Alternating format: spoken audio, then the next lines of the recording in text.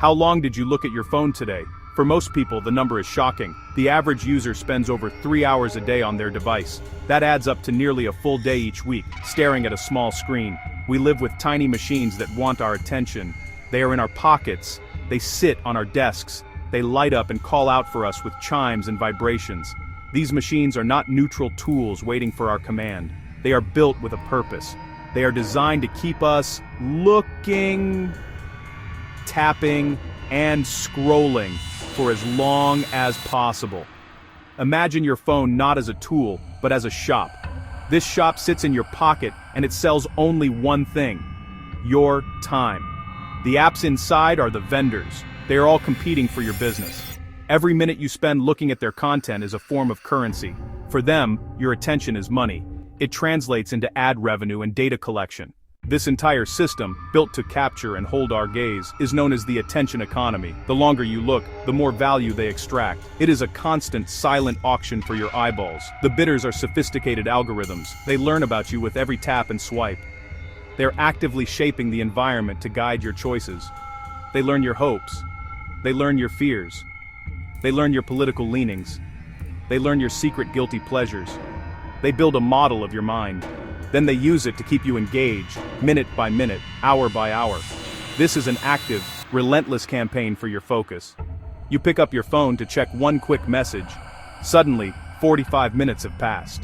You scrolled through videos, you scrolled through articles, you scrolled through arguments. You might not even feel good afterward. You might feel tired, anxious, or a little empty. This is the intended outcome of a system designed for a single goal: to maximize the time you spend inside the shop.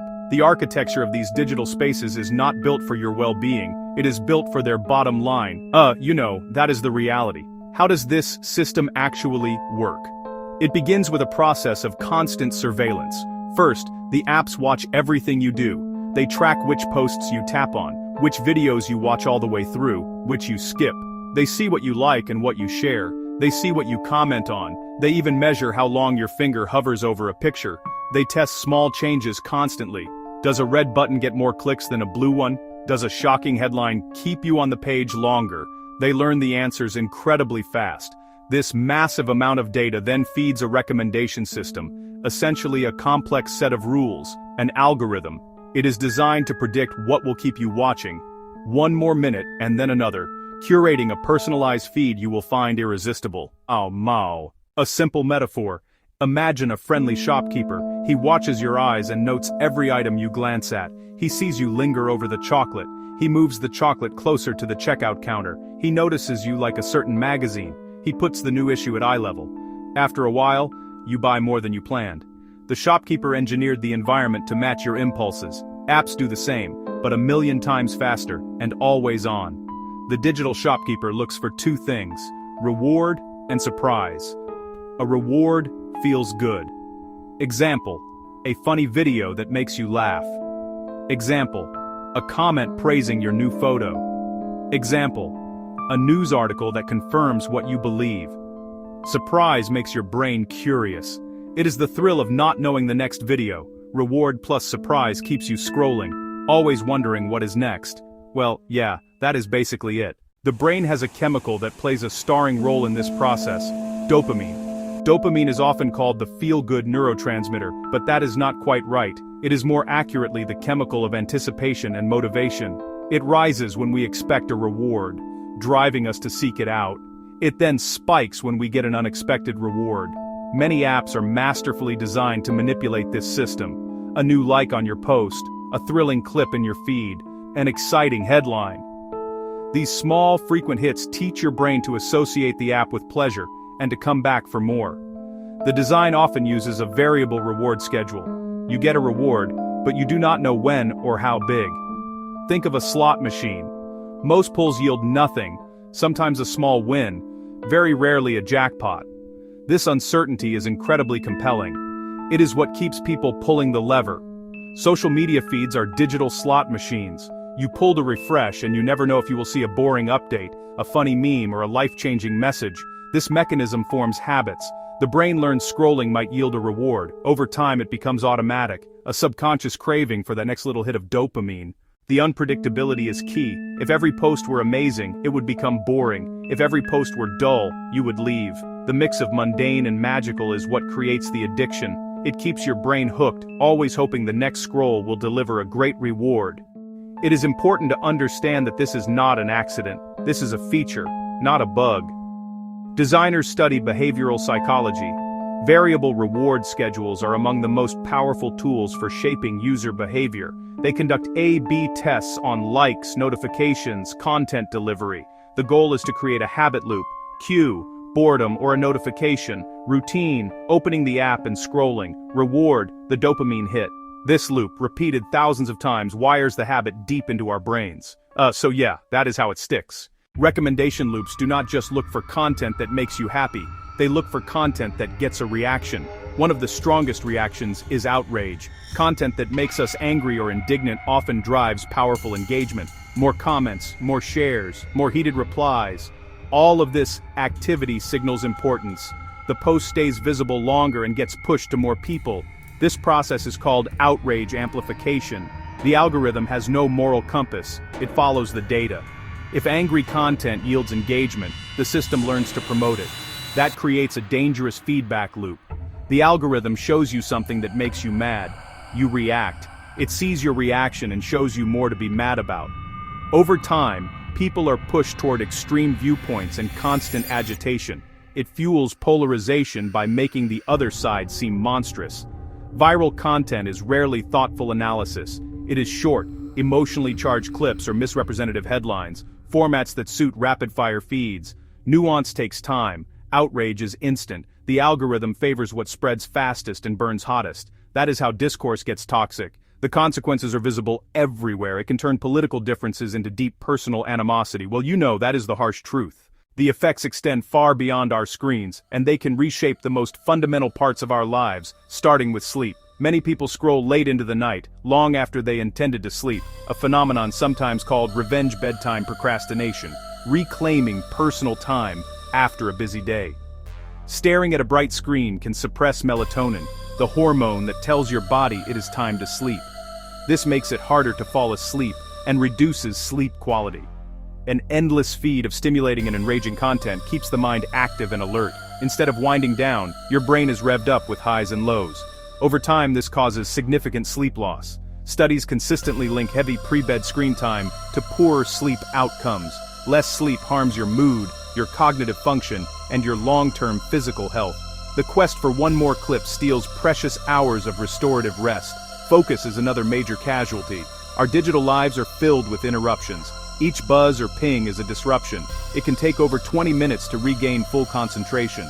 Frequent interruptions make deep work rare, thinking shallow and fragmented, and leave us mentally exhausted. The pull of the screen does not just affect us as individuals, it can corrode our closest relationships. When you are looking at your phone during a meal or a conversation, the person you are with feels ignored. This act, sometimes called phubbing, phone snubbing for sends a clear message.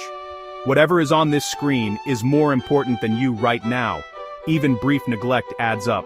Over time, it erodes trust, intimacy, and closeness. Many couples and families report more arguments about phone use. One feels, the other is never present. The other feels nagged and defends screen time as relaxation. These conflicts arise from technology designed to be irresistibly engaging. Too often, the device wins. A real conversation requires active listening and empathy, noticing body language and tone of voice. You cannot do that if your attention is divided. Even the mere presence of a phone makes conversations feel less meaningful. Beyond the room, algorithmic polarization portrays groups as stupid, evil, or dangerous, making empathy across divides harder. Loud, angry messages get rewarded. Moderate voices drown out. This contributes to real-world mistrust and hostility. The situation may sound bleak, but we are not powerless. We can take back control. The first and most crucial step is to practice good feed hygiene. Curate what the algorithm learns. Remember, it is not a mind reader. It responds to your actions. You have the power to train it. Unfollow, mute, block what makes you feel angry, anxious, or inadequate. Be ruthless. Your peace of mind is worth more than their content. Seek and reward content you want more of. Calm, joy, genuine knowledge. Nature photographers, artists, scientists, thoughtful writers. When a post is positive, insightful, or uplifting, engage with it. Give it a like. Leave a kind comment. Share it. Every action is a signal. You are telling the algorithm, this.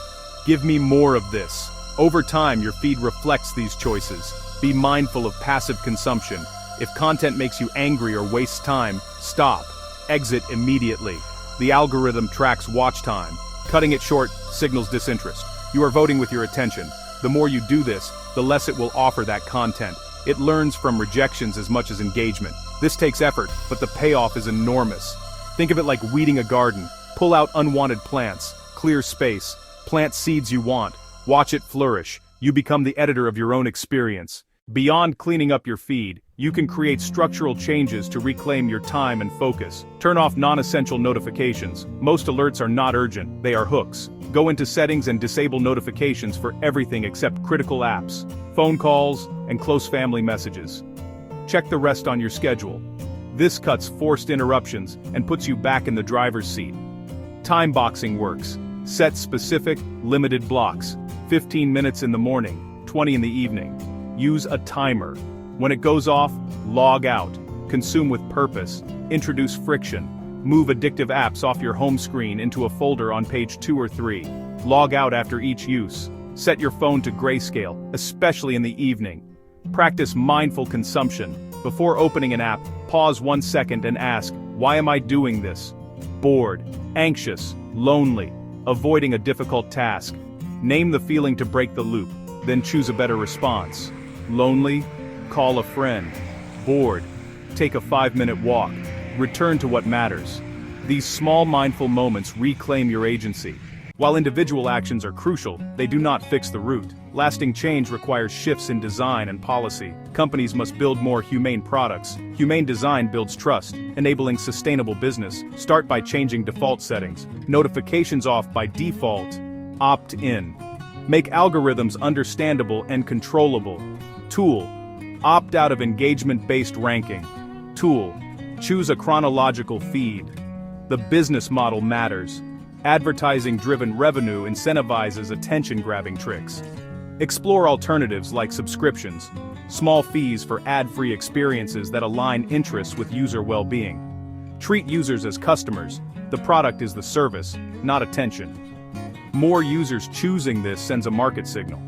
Policymakers can require transparency, how algorithms work, what data is collected, set standards for children's products, and pass laws limiting addictive features, regulating like gambling or tobacco. This is not about stifling innovation, it is about safety and public good. Designers and engineers can advocate inside. Leaders can prioritize long-term trust. Researchers can study harms. Journalists can report clearly. Educators can teach digital literacy. Equip the next generation with critical thinking. Think of the algorithm as a powerful, fast-flowing river. Its current pulls everything along. You can jump in and let it carry you, quick, but with no control. This is passive scrolling. Alternatively, learn to navigate, build friction to slow the flow, or stay on the bank, and choose when to wade in. The attention economy is not an unstoppable force of nature. It was designed by people and can be redesigned by people. We can teach our children intention. We can set rules that protect our sleep, protect our focus, and our sense of community. We can choose platforms that respect time and humanity. Power to change is distributed among all of us, users, creators, citizens. Real change begins with a single, deliberate choice. Small, steady steps add up to profound transformation. Decide what truly matters: your creative work, your relationships, your mental health. Use technology to serve those goals. Your life is what you pay attention to. You have the right to direct it. Turn off one more notification. Unfollow one account. Put your phone away an hour before bed. Pick one offline block this week. The machine is smart, but you choose your path. Start today.